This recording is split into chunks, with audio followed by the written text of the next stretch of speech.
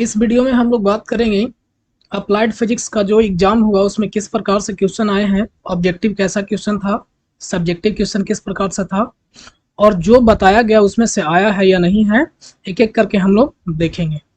देखिए, सबसे पहला जो क्वेश्चन होता है वो ऑब्जेक्टिव होता है। ऑब्जेक्टिव 1 नंबर का ऑब्जेक्टिव 20 होता है। उसको पहले हम लोग एक एक करके देखते हैं कि किस प्रकार से ऑब्जेक्टिव आया है। पहला क्वेश्चन देखिए, sound wave in air. Air में साउंड वेव कैसा काम करता है, हमने पिछले जो मॉडल पेपर बताया, प्रीवियस ईयर क्वेश्चन बताया, उसमें भी हमने ये बात को जिक्र किया है। तो साउंड वेव कैसा काम करता है, लॉन्गिट्यूडनल वेव के जैसा काम करता है। ठीक है, क्वेश्चन नंबर 2 में देखिए, resonance is example of. Actual में रेजोनेंस के बारे में ज़्यादा डिटेल में पढ़ना नहीं था, फिर भी हमने इसको बताया था। रेजोनेंस जो होता है किसका एग्जाम्पल होता है, फोर्स्ड वाइब्रेशन का एग्जाम्पल होता है। तो क्वेश्चन नंबर 2 का हो जाएगा ए। ठीक है, क्वेश्चन नंबर 3 में देखिए, 3 देखिए यहाँ पे है, द अल्ट्रासोनिक वेव और दोज वेव। अल्ट्रासोनिक वेव उस वेव को बोलते हैं, देखिए कौन कौन सा ऑप्शन है। Man can hear, man here करता है नहीं, इसको बोलते हैं हम लोग ऑडिएबल। कितना होता है, 20 हर्ट्ज टू 20 किलो हर्ट्ज, किसका, ऑडिएबल का। मैन कैन नॉट हियर, बिल्कुल मैन कैन नॉट हियर सुनता है, वो दो प्रकार का नहीं सुनता है। एक तो फ्रीक्वेंसी का रेंज क्या होता है, 20 हर्ट्ज से कम होता है, वो भी होता है जिसको आदमी नहीं सुन पाता है। और दूसरा होता है फ्रीक्वेंसी ग्रेटर देन होता है 20 किलो हर्ट्ज से। ठीक है, तो देखिए, which are high wavelength. Wavelength क्या होता है, हाई होता है, उसको बोलते हैं। तो वेवलेंथ हाई होता है वो अलग मैटर है, लेकिन अल्ट्रासोनिक वेव किसको बोलते हैं, तो अल्ट्रासोनिक वेव का मेन जो होता है वो कौन सा होता है, मैन कैन नॉट हियर। तो इसमें अगर कोई ऑप्शन रहता मैन कैन नॉट हियर और फ्रीक्वेंसी दिल रहता ये वाला, तब वो वाला बेटर आंसर होता। बट यहाँ पे आंसर नहीं है, उसके मुताबिक कौन सा हो जाएगा, ऑप्शन नंबर बी आंसर हो जाएगा। ठीक है, man can not here, ultrasonic wave को आदमी नहीं सुन पाता है। क्यों, क्योंकि इसका जो फ्रीक्वेंसी होता है वो क्या होता है, फ्रीक्वेंसी 20 किलो हर्ट्ज से क्या हो जाता है, ज्यादा हो जाता है। ठीक है, 20 किलो हर्ट्ज से इसका फ्रीक्वेंसी ज्यादा हो जाता है। नेक्स्ट क्वेश्चन है refractive index of glass. Glass का रिफ्रैक्टिव इंडेक्स दिया हुआ है कितना, 1.5। अब किसी से कंपेयर करके नहीं दिया हुआ है कि वाटर से कंपेयर किया हुआ है या किसी अदर मीडियम से कंपेयर किया हुआ है। तो जब किसी से कंपेयर नहीं किया हो रहा था तो किससे तुलना करते हैं, एयर से तुलना करते हैं। और इसके लिए हम लोग फॉर्मूला अलग अलग जानते हैं, बहुत सारे फॉर्मूला जानते हैं। जैसे एक तो हम लोग पढ़े थे कि sine i by sine r बराबर क्या होता था, ये अगर मीडियम एयर से ग्लास में जा रहा होता, ऊपर एयर होता और ये ग्लास होता, तब यहां से हम लोग क्या लगा सकते थे, sine i by sine r बराबर म्यू जी। एक तो ये होता, लेकिन साइन आई और साइन आर के टर्म में आपको नहीं दिया हुआ है। किसके टर्म में दिया हुआ है, तो स्पीड के टर्म में। हम लोग एक दूसरा जानते हैं, म्यू जी बराबर क्या होता है, C speed of light in air. इसी का क्या हो जाता है, सी बाई भी जी, ये भी होता है सी बाई भी जी, यानी सी क्या है, speed of light in air या वैक्यूम, और भी जी क्या है, speed of light in glass. तो वैल्यू रख दीजिए अब यहाँ पे। म्यूजिक का वैल्यू कितना दिया हुआ है, 1.5 बराबर, सी का वैल्यू कितना दिया हुआ है, तो 3 × 10⁻, दिया हुआ नहीं, लेकिन हम लोग जानते हैं मीटर पर सेकंड होता है। बीजी का वैल्यू पूछ रहा है, तो देखिए तो ये कितना बार में, 2 बार में कट जाएगा, नहीं बीजी बराबर क्या मिल गया, 2 × 10⁸ मीटर पर सेकंड। तो आंसर क्या हो जाएगा इसका, ए पर आंसर हो जाएगा। ठीक है, यानी 4 का ए आंसर हो गया। क्वेश्चन नंबर 4 के बाद 5 देखिए, और 5 में क्या है, phenomenon of total internal reflection occurs when ray travel from। Light या जो रे होता है कहां से कहां जाता है तब टोटल इंटरनल रिफ्लेक्शन होता है। तो हम लोग जानते हैं कि रेडर मीडियम से डेंसर मीडियम में यदि जाता है तो लाइट जो होता है वो नॉर्मल की ओर मुड़ता है, यहाँ पे नहीं होता है। तो कहां से, जब डेंसर से लाइट रेडर में जाता है तो नॉर्मल से दूर हटता है, और एक समय ऐसा आता है जब वो सेम मीडियम में वापस चला जाता है। तो डेंसर से रेडर में जाना चाहिए टोटल इंटरनल रिफ्लेक्शन होने के लिए। तो आप देख लीजिए कौन सा है, एयर इंटू ग्लास नहीं, एयर इंटू वाटर बिल्कुल नहीं, वाटर इंटू ग्लास बिल्कुल नहीं, ग्लास इंटू वाटर, ये यानी आंसर क्या हो जाएगा इसका, डी आंसर हो जाएगा। ठीक है, क्वेश्चन नंबर 5 का डी। क्वेश्चन नंबर 5 के बाद 6 देखिए क्या है, 6 बोल रहा है final image in astronomical telescope. Astronomical telescope में जो फाइनल इमेज बनता है वो कैसा होता है, हम लोग जानते हैं कि फाइनल इमेज कैसा बनता है, रियल बनता है और इन्वर्टेड बनता है। कैसा बनता है, रियल, इन्वर्टेड, और इमेज से बहुत दूर वाला इमेज को ये दिखाने के लिए यूज करता है एस्ट्रोनॉमिकल टेलीस्कोप में। तो क्या हो जाएगा, बी आंसर हो जाएगा। ठीक है, क्वेश्चन नंबर 6 के बाद 7 में देखिए, 7 क्या है, in series combination of capacitor which of the following is distributed. Series combination करते हैं कैपेसिटर का, इस प्रकार से कॉम्बिनेशन करते हैं तो कौन सा डिस्ट्रीब्यूटेड होता है। इसमें हम लोग जानते हैं कि चार्ज का वैल्यू होता है, चार्ज यहाँ पे और यहाँ पे सभी में चार्ज का वैल्यू क्या होता है, सेम होता है। तो कौन सा डिस्ट्रीब्यूशन होता है इसमें, वोल्टेज का वैल्यू अलग अलग होता है, इसमें वोल्टेज का वैल्यू क्या होता है, सीरीज में अलग अलग होता है। ठीक है, तो देख लीजिए यहाँ पे करंट का वैल्यू, करंट और चार्ज दोनों सिमिलर होते हैं, तो ये नहीं हो जाएगा, ये नहीं हो जाएगा, कौन सा आंसर हो जाएगा, बी आंसर हो जाएगा। ठीक है, तो क्वेश्चन नंबर 7 का आंसर हो गया सी, यानी बी यानी पोटेंशियल। अगला क्वेश्चन देखिए 8 में क्या है, if the glass rod is placed between two plate, दो प्लेट है ऑफ एयर कैपेसिटर, ये एयर कैपेसिटर है, ठीक है, और ये दो प्लेट, एक पॉजिटिव प्लेट होंगे, एक नेगेटिव प्लेट होगा, और पहले से कैसा था, इसके बीच में एयर था। अब क्या बोला जा रहा है, इफ ग्लास रॉड, इसमें क्या डाल दिया जाता है, बीच में ग्लास डाल दिया जाता है, तो पूछ रहा है कैपेसिटेंस का वैल्यू बढ़ेगा या कमेगा। हम लोग सी बराबर फॉर्मूला क्या जानते हैं, सी बराबर हम लोग जानते हैं फॉर्मूला एप्सिलॉन नोट एप्सिलॉन और ए बाई डी। ए होता है इस एरिया का, प्लेट का एरिया, और डी होता है इनके बीच का डिस्टेंस। तो एरिया और डी में तो कोई चेंज नहीं कर रहे हैं, लेकिन परमिटिविटी, परमिटिविटी एयर का कांस्टेंट होता है, ये रिलेटिव परमिटिविटी यहाँ पे चेंज करेगा। हम लोग जानते हैं कि एयर के कंपेयर में ग्लास का जो रिलेटिव परमिटिविटी होता है वो ज्यादा होता है। कैसे, क्योंकि जो ई नोट का वैल्यू होता है वो सबसे कम होता है किसी मीडियम के लिए, या दूसरे शब्दों में बोले तो एयर का जो रिलेटिव परमिटिविटी होता है ई आर का वैल्यू 1 होता है, और कोई भी ऐसा मीडियम नहीं है जिसका रिलेटिव परमिटिविटी 1 से कम होता है, सभी मीडियम का 1 से अधिक होता है। तो जब ये वाला वैल्यू यहाँ पे बढ़ाएगा तो ऑब्वियसली कैपेसिटेंस का वैल्यू क्या होगा, इंक्रीज करेगा, यानी ग्लास रॉड को बीच में आप इंट्रोड्यूस कीजिएगा तो इंक्रीज होगा, कैपेसिटेंस का वैल्यू क्या होगा, इंक्रीज, यानी 8 का आंसर क्या हो जाएगा, एपल हो जाएगा। ठीक है, क्वेश्चन नंबर 8 के बाद 9 में देखेंगे, the electric field intensity inside the hollow charge sphere conductor. देखिए ये एक चार्ज कंडक्टर है और कैसा है, स्फेरिकल है, यानी स्फीयर है। तो हम लोग जानते हैं चार्ज कहाँ होता है, आउटसाइड निकलता है, और पूछ रहा है कि फील्ड इलेक्ट्रिसिटी इनसाइड, इनसाइड में कोई भी यहाँ से चार्ज नहीं आते हैं, सारा का सारा चार्ज कहाँ जाता है, आउटसाइड जाता है, इसलिए इलेक्ट्रिक फील्ड का वैल्यू इसके इनसाइड स्फीयर के इनसाइड क्या जाता है, 0 हो जाता है। तो आंसर क्या हो जाएगा, बी आंसर हो जाएगा। ठीक है, 9 का क्या हो गया, बी। क्वेश्चन नंबर 9 के बाद 10 देखेंगे, resistance of a conductor depend on it's upon its. Resistance कौन कौन बात पर डिपेंड करता है, हम लोग जानते हैं रेजिस्टेंस प्रोपोर्शन तो एल बाई ए, और यहाँ से आर को प्रोपोर्शनलिटी रो एल बाई ए। देखिए एरिया ऑफ क्रॉस सेक्शन बिल्कुल, टेम्परेचर डिपेंड करता है टेम्परेचर पे, एल लेंथ पे, मटेरियल रेजिस्टिविटी को बताता है। इस प्रकार से इसका आंसर क्या हो जाएगा, all of the above answer हो जाएगा। ठीक है, क्वेश्चन नंबर 10 में देखेंगे, 11 में देखेंगे, व्हीटस्टोन ब्रिज इज यूज्ड। हम लोग व्हीटस्टोन ब्रिज का यूज क्यों करते हैं, सभी को पता होगा। इस प्रकार से एक ब्रिज बनाते हैं जिसमें 2 स्टैंडर्ड रजिस्टर होता है और बीच में क्या लगाते हैं, गैल्वेनोमीटर लगाते हैं, और इसमें हम लोग 2 स्टैंडर्ड रजिस्टर P और Q होता है और एक अननोन रजिस्टर, और इस प्रकार से हम लोग अननोन रजिस्टर के रेजिस्टेंस के वैल्यू को कैलकुलेट करने के लिए यूज करते हैं। यानी सिंपल सा आंसर हो जाएगा कौन सा, रेजिस्टेंस का मेजरमेंट करने के लिए। तो 11 का आंसर क्या हो जाएगा, सी।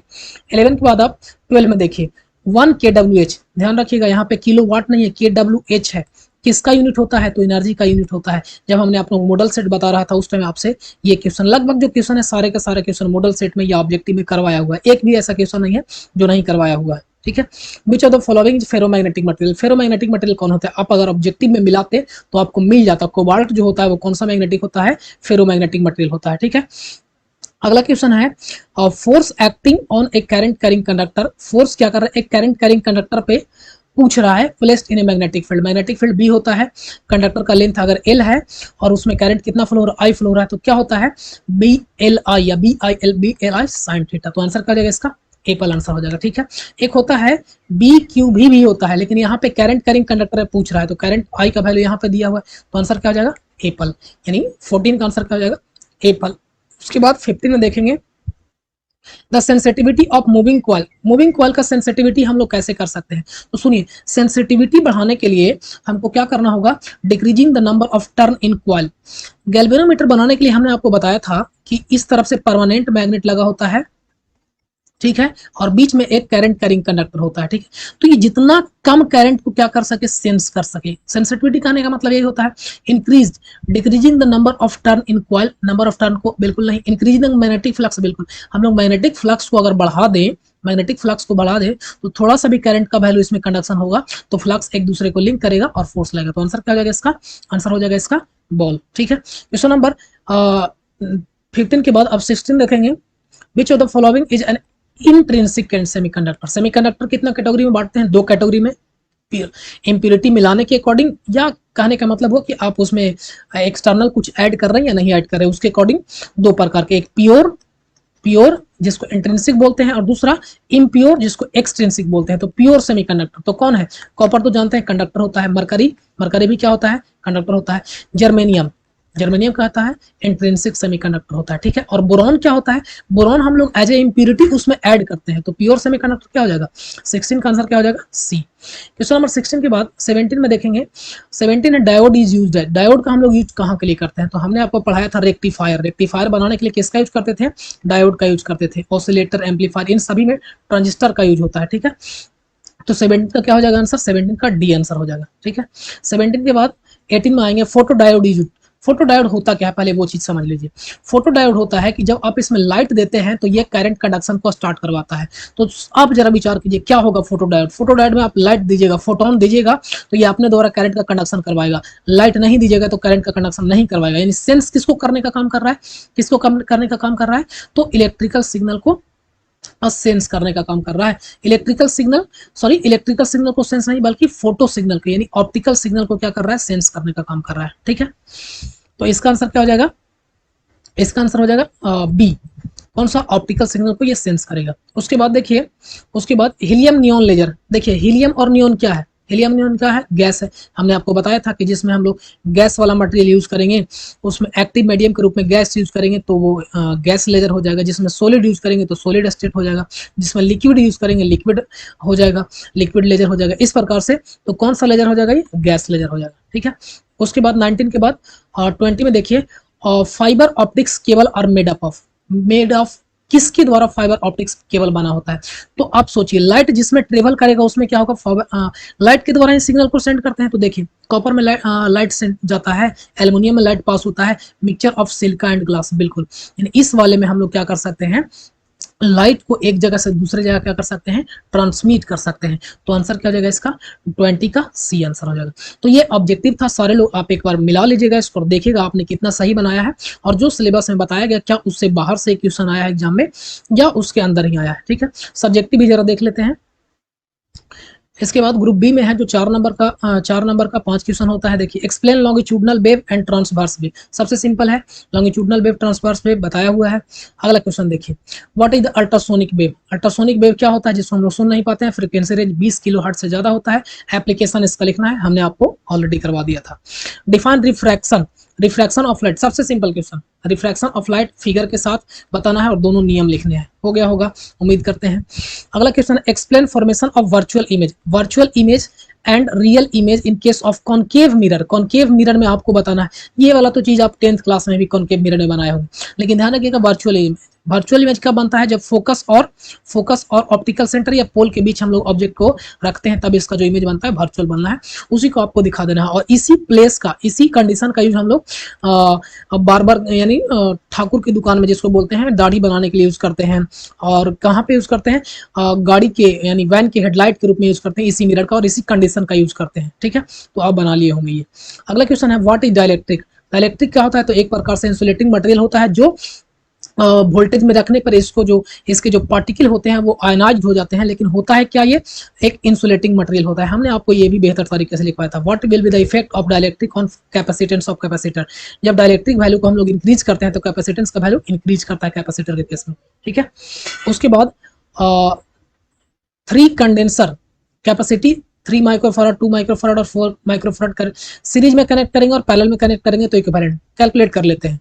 सीरीज में पहले कनेक्ट करते हैं 2 3 4 का। तो हम लोग जानते हैं सीरीज में जब कनेक्ट करते हैं तो क्या होता है? रेजिस्टेंस के अपोजिट के जैसा यूज होता है। तो 1/2 प्लस 1/3 प्लस 1/4 करके इक्विवेलेंट निकाल लेना है। जब पैरेलल में कनेक्ट करेंगे तो 2 3 5 4 9 ऐसा ही आंसर हो जाएगा, ठीक है।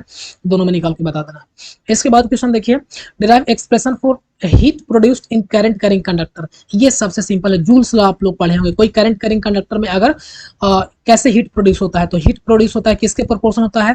करंट के स्क्वायर के प्रोपोर्शन होता है, टाइम के प्रोपोर्शन होता है और उसके रेजिस्टेंस के प्रोपोर्शन होता है, तब जाके मिलता है I² RT, ठीक है। इसी को एक्सप्लेन कर देना था, ठीक है। अगला क्वेश्चन देखिए, define EMF, right any four difference between, हमने इस बात पे बार बार जिक्र किया था, तो ये क्वेश्चन आने वाला है, तो आने वाला है। एक बात और, आप जो हमने ऑब्जेक्टिव आपको कराया वो, और साथ ही साथ जो VBI क्वेश्चन दिया था वो आप जरा चेक करके देखिए कि VBI जो क्वेश्चन मिला उससे क्या बाहर क्वेश्चन आया, लगभग क्वेश्चन सारे का सारा मैच कर गया, ठीक है। अगला क्वेश्चन देखिए, ऑप्टिकल फाइबर, ऑप्टिकल फाइबर क्या होता है, बहुत अच्छे तरीके से बताया, डिस्क्राइब इट्स एप्लीकेशन। अगला question, what do you mean by intrinsic semiconductor and extrinsic semiconductor. सबसे सिंपल क्वेश्चन है ये, इंट्रिंसिक और एक्सट्रिंसिक सेमीकंडक्टर, हमने सबसे पहले यही चैप्टर आपको बताया था, ठीक है।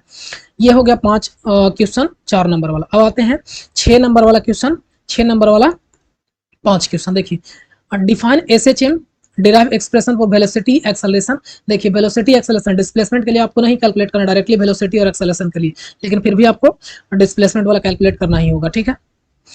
अगला क्वेश्चन है, एक्सप्लेन फ्री फोर्स और डैम्प्ड वाइब्रेशन। ये चीजें हमने नहीं बताया था, आपके सिलेबस में नहीं था, फिर भी हमने नहीं बताया और आ गया ये क्वेश्चन। एक दो क्वेश्चन आउटर से आ ही जाते हैं, ठीक है, तो ये क्वेश्चन नहीं बताया था, लेकिन इसका जो और वाला क्वेश्चन है ये ऑलरेडी हमने आपको अच्छे तरीके से बताया था, आप लोग बना लिए होंगे, ठीक है। अगला क्वेश्चन देखिए, define total internal reflection, TIR हमने अच्छे से बताया आपको। Derive relation between critical angle and refractive index आपको दिखा देना है। Right condition for total internal reflection, एकदम सबसे बना लिए होंगे, क्वेश्चन बाहर का नहीं है। अगला क्वेश्चन है, help of labelled diagram explain the formation of image and working principle of compound microscope, एकदम एक बेहतर तरीके से बताएगा। Find expression for the magnifying power, यही बताया हुआ है। अगला क्वेश्चन देखिए, state Gauss theorem, derive expression for electric field intensity at a point due to a state. ध्यान रखिएगा, इसका फर्स्ट एप्लीकेशन गॉस लॉ का पहले निकालना है एक्सप्रेशन, और फिर फर्स्ट एप्लीकेशन जो था उसको आपको उसके लिए इलेक्ट्रिक फील्ड का वैल्यू क्या होगा कैलकुलेट करके बता देना है, हमने आपको बता दिया है, ठीक है।